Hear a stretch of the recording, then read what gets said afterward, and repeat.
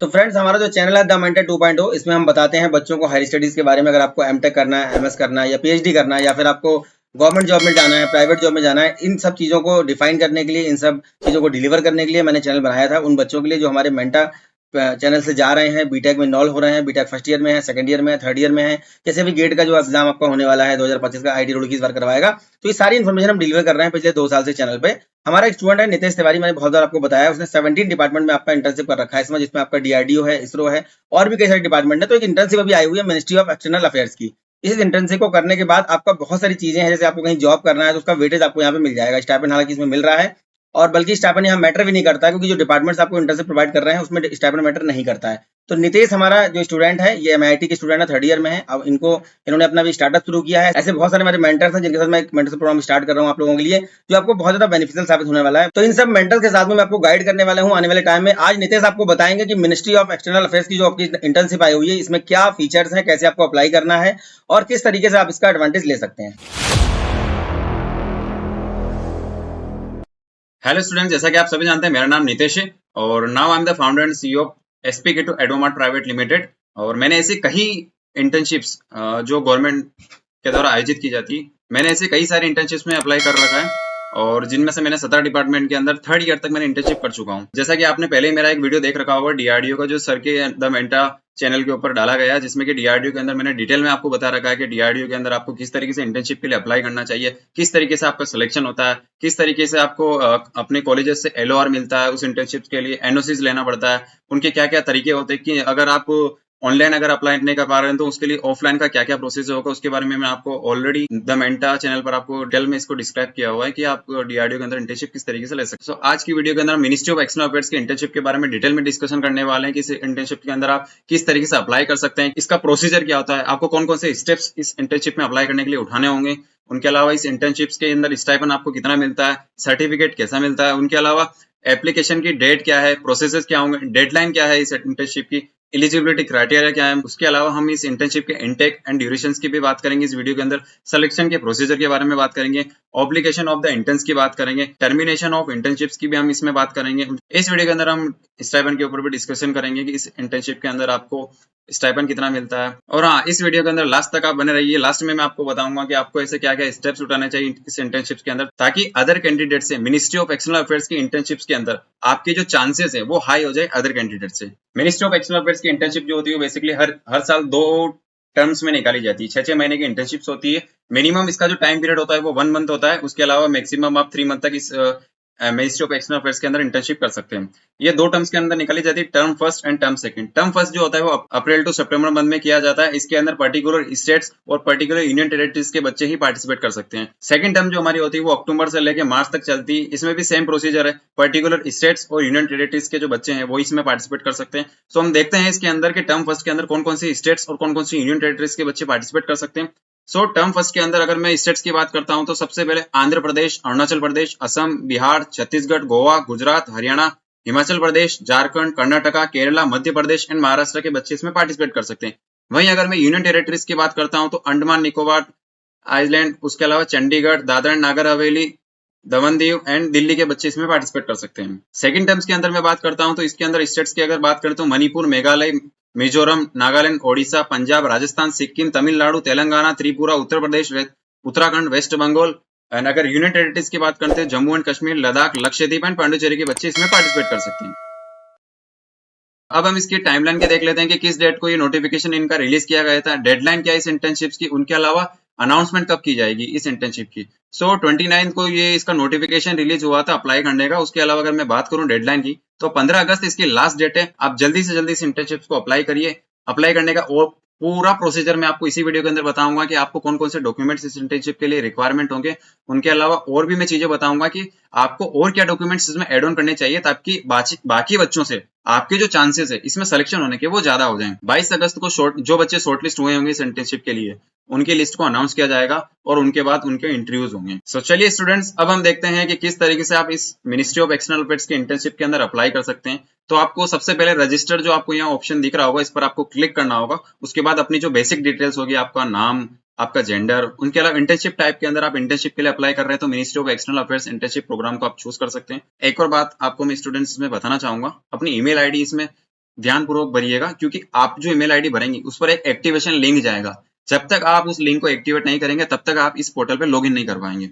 उसके बाद आप अपने इसमें पासवर्ड को एंटर करिए। उसके बाद कैप्चा को जैसे एंटर करेंगे उसके बाद आप सबमिट कर देंगे तो आपकी जो भी आपने इसमें ईमेल आईडी फिलअप की होगी रजिस्टर्ड ईमेल आईडी पर आपके पास मेल जाएगा। उस लिंक के थ्रू आप एमईए की जो इंटर्नशिप पोर्टल है इसको एक्टिवेट कर देंगे। एक्टिवेट करने के बाद आप यहाँ पर लॉगिन के सेक्शन में जाएंगे। लॉगिन में जाने के बाद आपको अपनी ईमेल आईडी एंटर करनी होगी, जो ईमेल आईडी आपने फॉर्म फिल करते हो उस समय रजिस्टर की होगी। उसके बाद अपना पासवर्ड को फिलअप करना है, कैप्चा यहाँ पर फिलअप करेंगे, उसके बाद सबमिट करना है। लॉगिन डिटेल को फिलअप करने के बाद आपको इस तरीके का पोर्टल देखने को मिलेगा। उसके बाद आप अप्लाई फॉर इंटर्नशिप पे क्लिक करेंगे। अप्लाई फॉर इंटर्नशिप पे क्लिक करने के बाद आपको अपनी पर्सनल डिटेल्स यहाँ पर देखने को मिल जाएगी, जैसा कि आपका नाम, मेल, जिस ईमेल आईडी से आपने रजिस्टर्ड किया होगा।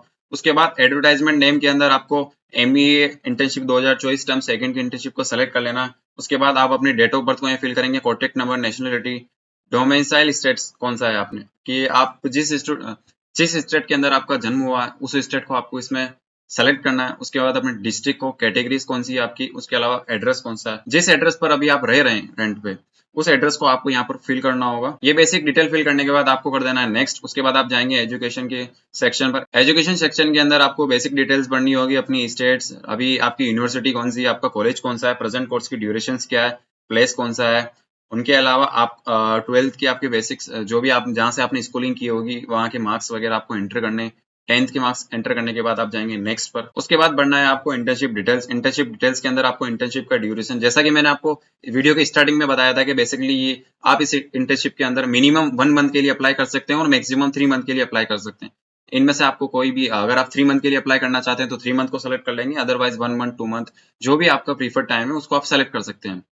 अगर आपने एक्स्ट्रा करिकुलर एक्टिविटीज जैसे कि हैकाथॉन्स वगैरह या किसी और अदर आपने किसी मिनिस्ट्री की इंटर्नशिप में पार्टिसिपेट किया है तो उसको आप इसमें एंटर कर सकते हैं। यदि आपने किसी प्रोजेक्ट पर काम किया है तो उसको आप यहाँ पर फिल कर सकते हैं, उससे आप एडवांटेज दी जाएगी बाकी अदर कैंडिडेट से। उसके बाद आप अपना जो भी डिवीजन होगा इसमें, जैसे कि मैं अगर डिवीजन बात करूँ, इजी एंड आईटी डिवीजन मेरा डिवीजन है तो मैं इसको सेलेक्ट कर लूंगा। उसके बाद इसी तरीके से जो जो डिवीजन होंगे, आपकी जो फर्स्ट प्रायोरिटी होगी जिस डिवीजन की, आप उसको फर्स्ट में भरेंगे, उसके बाद सेकंड, उसके बाद थर्ड, इसी तरीके से आपको अपने डिवीजन को फिलअप करना होगा। एंड इसके बाद आपको एक छोटी सी समरी बना के आपको इसमें लिखनी होगी कि आप ये इंटर्नशिप के अंदर क्यों अप्लाई करना चाहते हैं।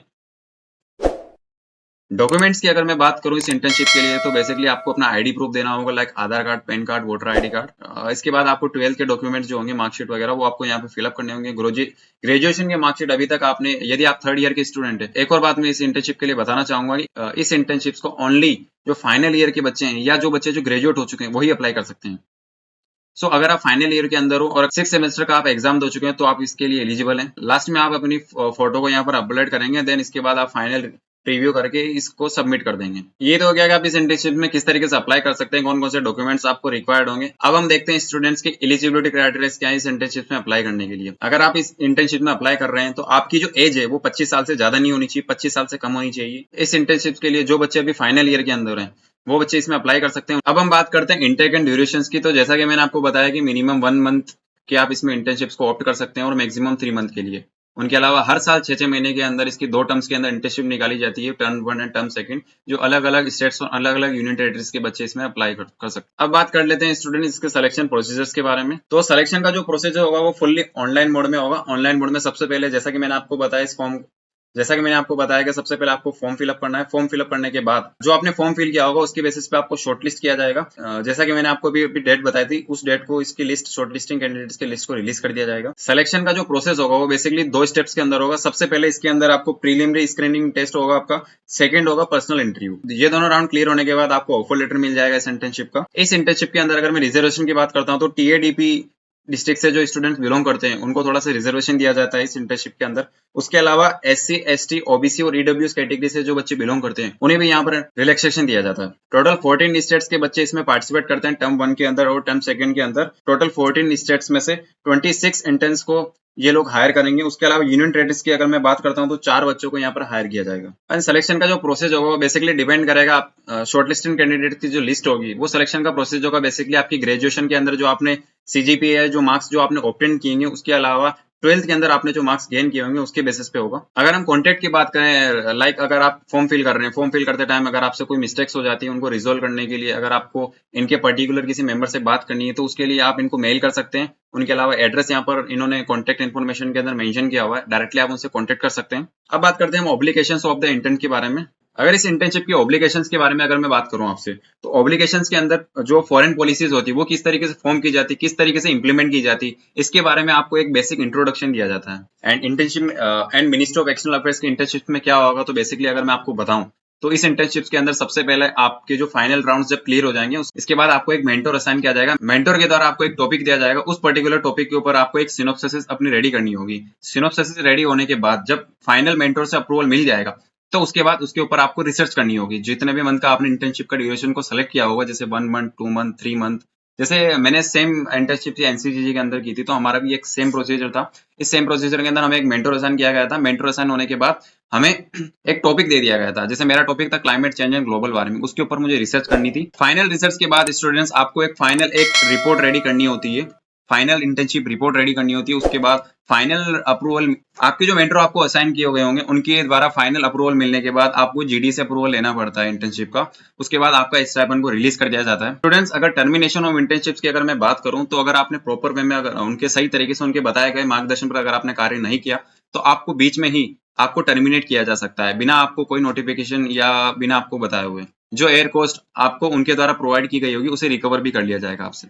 बेसिकली इस इंटर्नशिप में सेलेक्ट होने के लिए अगर मैं बात करूं तो 12th के मार्क्स को प्रायोरिटी दी जाती है। 12th और जो ग्रेजुएशन के जो आपके जो मार्क्स जो आपने अभी तक स्कोर किए होंगे उनको फर्स्ट प्रायोरिटी दी जाती है। बट अगर आपकी कोई एक्स्ट्रा करिकुलम एक्टिविटीज है, जैसे कि अगर आपने कोई नेशनल हैकाथॉन्स में पार्टिसिपेट कर रखा है, लाइक स्मार्ट इंडिया हैकाथॉन्स, अगर आप उसमें विनर रहे हैं, रनर अप रहे हैं, तो उसको आप वहां पर शो कर सकते हैं। अगर आपने किसी बड़े आईएएस या डीजे के साथ में अगर आपने किसी प्रोजेक्ट पर काम किया है, तो आप उसे वहां पर मेंशन कर सकते हैं। इन सारी चीजों से क्या होगा ना स्टूडेंट्स के बाकी कैंडिडेट से आपको पहले प्रायोरिटी दी जाएगी। उनके अलावा मैं चाहूंगा आपसे कि आप जिस भी डिवीजन में अप्लाई कर रहे हैं, लाइक अगर आप आईटी डिवीजन में अप्लाई कर रहे हैं, तो आप की जो ब्रांच के लाइक इंफॉर्मेशन टेक्नोलॉजी या फिर कंप्यूटर साइंस के जो भी एचओडीज होंगे, उनसे आप अपना लेटर ऑफ रिकमेंडेशन जरूर ले लें। उससे क्या होगा ना कि अगर आपका एचओडी प्रिफर करेगा आपको कि ये मेरा स्टूडेंट्स है, उन्होंने काफी प्रोजेक्ट पर काम किए हुए हैं, तो आपको प्रायोरिटी दी जाएगी बाकी कैंडिडेट से।